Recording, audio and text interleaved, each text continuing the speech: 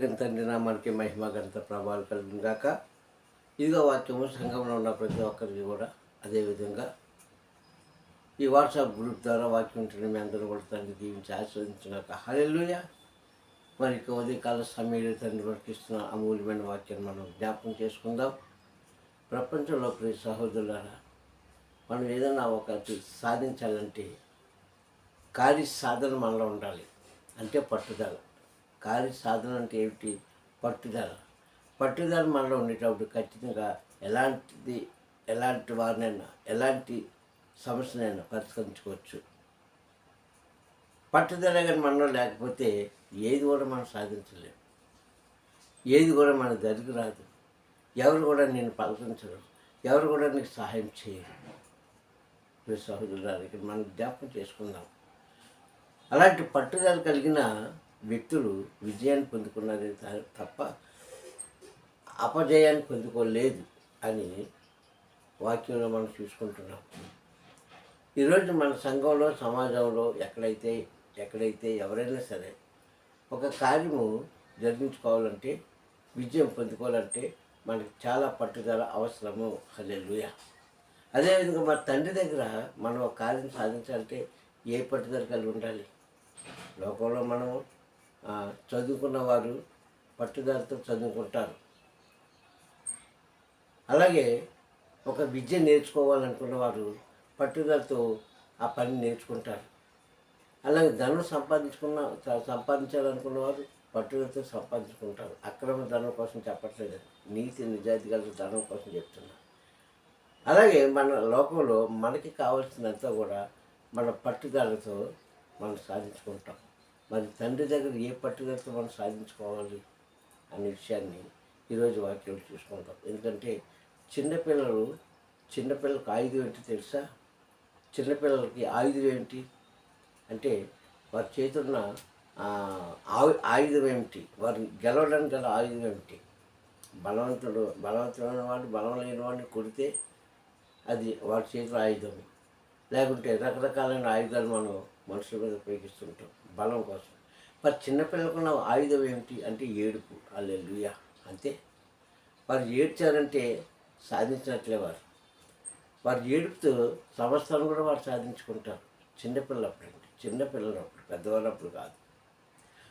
అలాగే మరి తండ్రి దగ్గర మనం జయాన్ని పొందుకోవాలంటే, సాధించుకోవాలంటే ఏంటి? నీకు ఏం కావాలి? ప్రార్థన. హల్లెలూయా.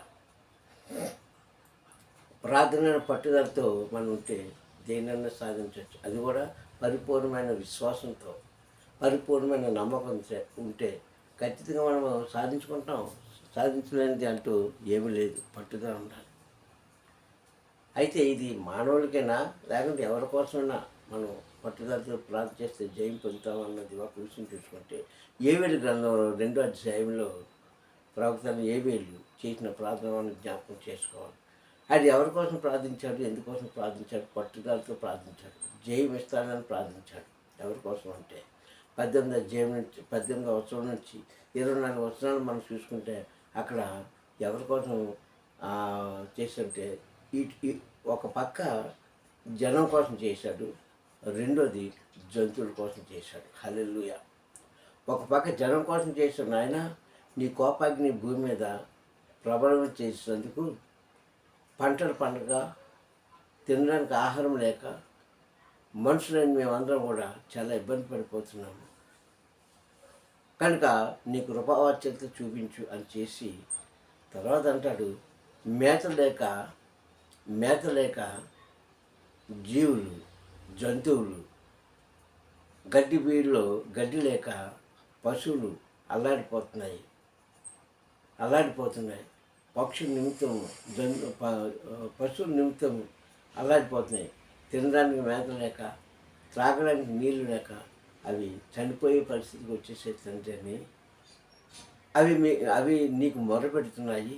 కనుక మా మొరలను ఆలకించు అని ప్రార్థన చేశాడు. 18వ వచనంలో. హల్లెలూయా. 18వ వచనంలో ఆయన ప్రార్థన చేశాడు. ప్రార్థన చేసిన ఆయన దానికి ప్రతిఫలం తండ్రి ఇచ్చాడండి. 1వ అధ్యాయం చేసిన ప్రార్థన 2వ అధ్యాయానికి వచ్చేటప్పటికి ఆయన ప్రతిఫలం ఇచ్చాడు.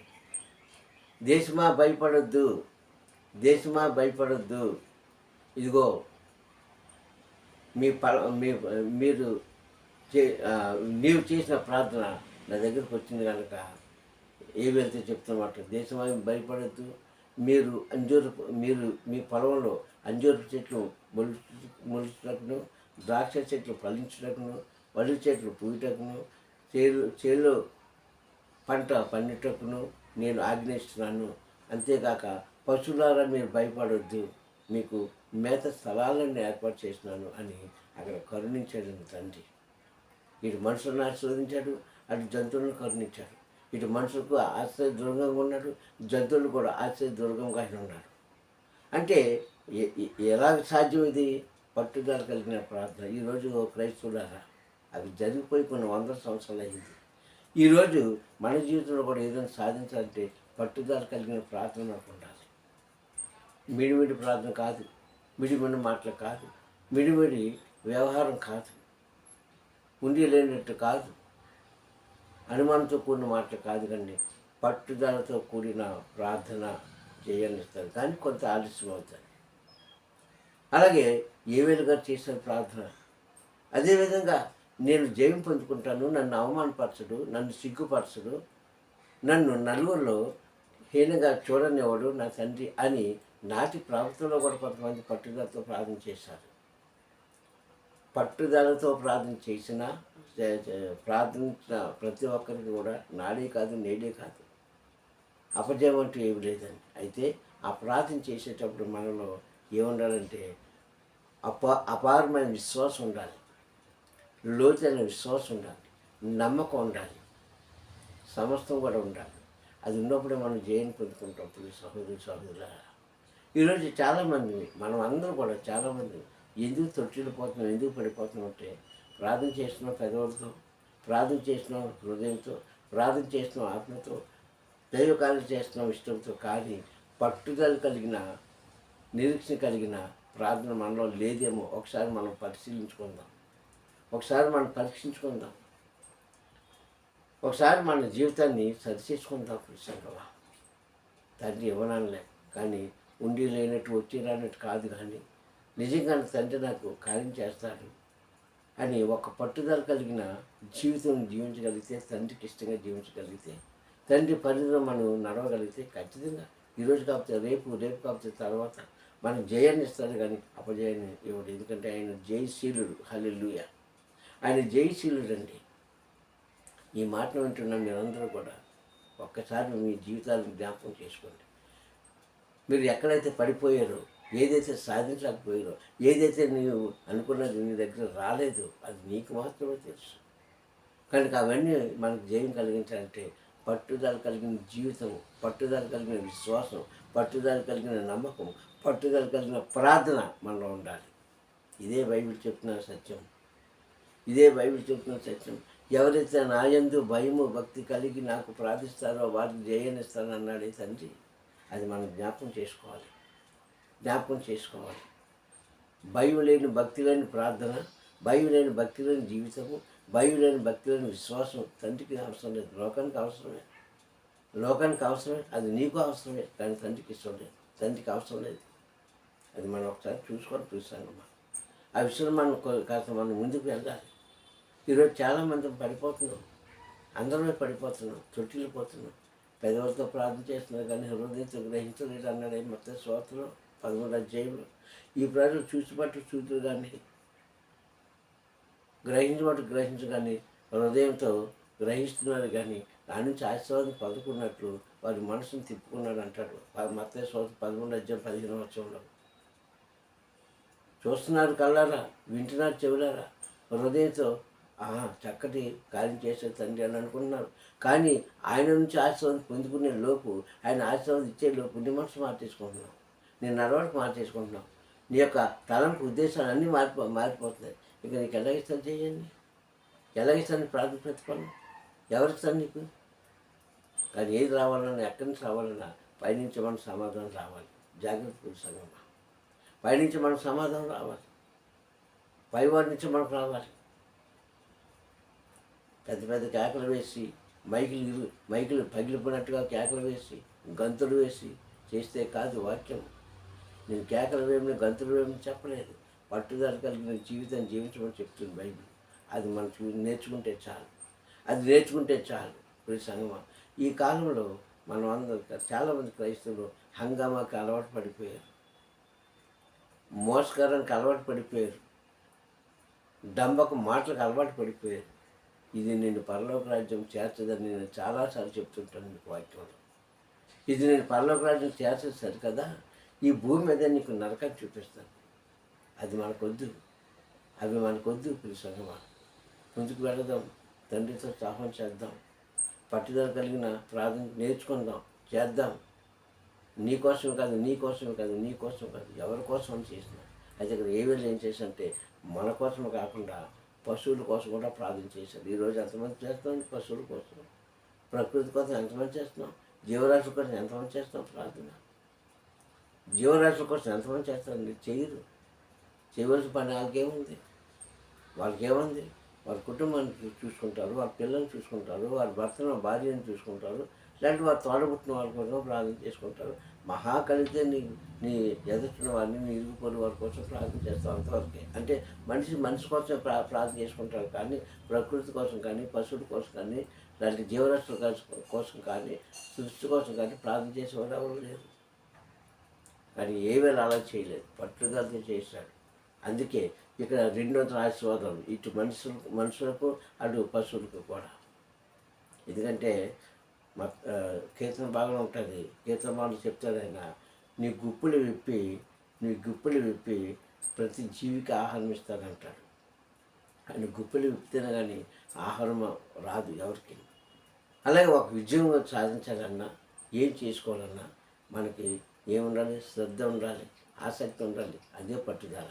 ఆ పట్టుదల కలిగి మనం ప్రార్థన చేసినప్పుడు ఖచ్చితంగా నువ్వేదైతే అనుకుంటున్నావో ఎవరికి తెలియదు, నువ్వేదైతే కోరుకుంటున్నావో ఎవరికి తెలియదు, నువ్వేదైతే ఆశించావో ఎవరికి తెలియదు. ఆశించేవారు, అనుకునేవారు, కోరుకునేవారు తప్ప అది ఖచ్చితంగా నెరవేరుస్తారు. ఒక దినాన్న ఖచ్చితంగా నెరవేరుస్తారు.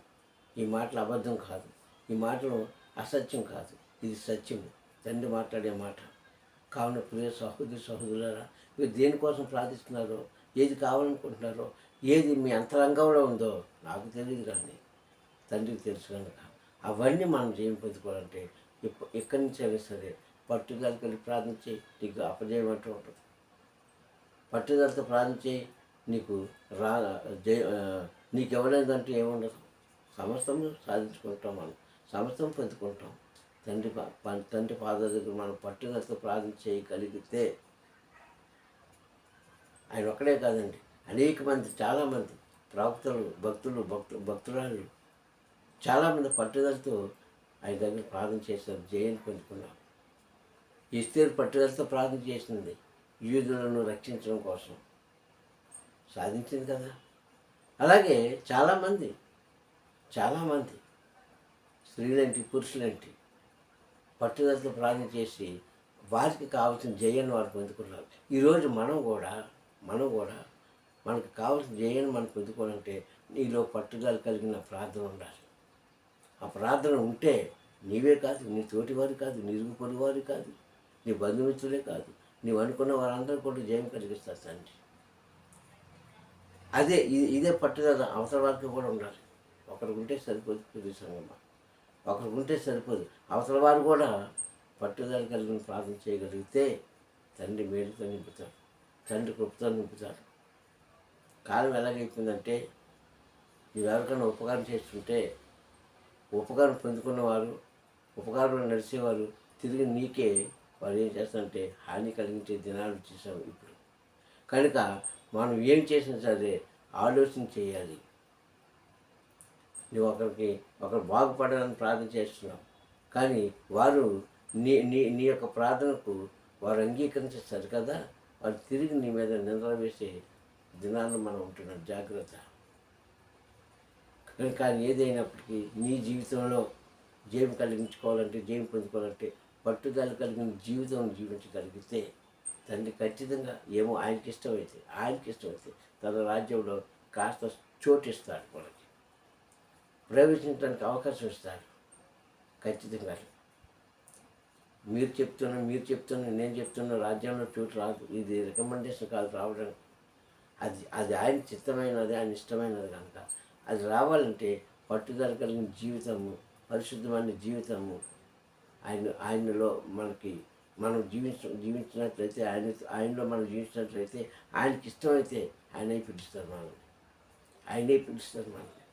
కావున ప్రియ సహోదరులారా, ఉదయకాల సమయంలో వాక్యాన్ని మీరు పట్టుదల కలిగిన జీవితం జీవించండి, విశ్వాసం కలిగిన జీవితం జీవించండి, అపారమైన నమ్మకం కలిగిన జీవితం మీరు జీవించినప్పుడు ఖచ్చితంగా ఏమో ఇప్పటికే అన్ని జరిగిపోయినా ఇప్పటివరకు మీరు పొందుకోలేకపోయినా రాబోతున్న దినాల్లోనైనా సరే ఆయన మీకు మేలు చేయిస్తాడు, మేలులో నింపుతాడు, మేలుతో మనలందరినీ తృప్తిపరుస్తాడు. ఆయన కృపాక్షేమాలు మన పిల్లలు తరాలకు కూడా ఆయన ఇస్తాడు.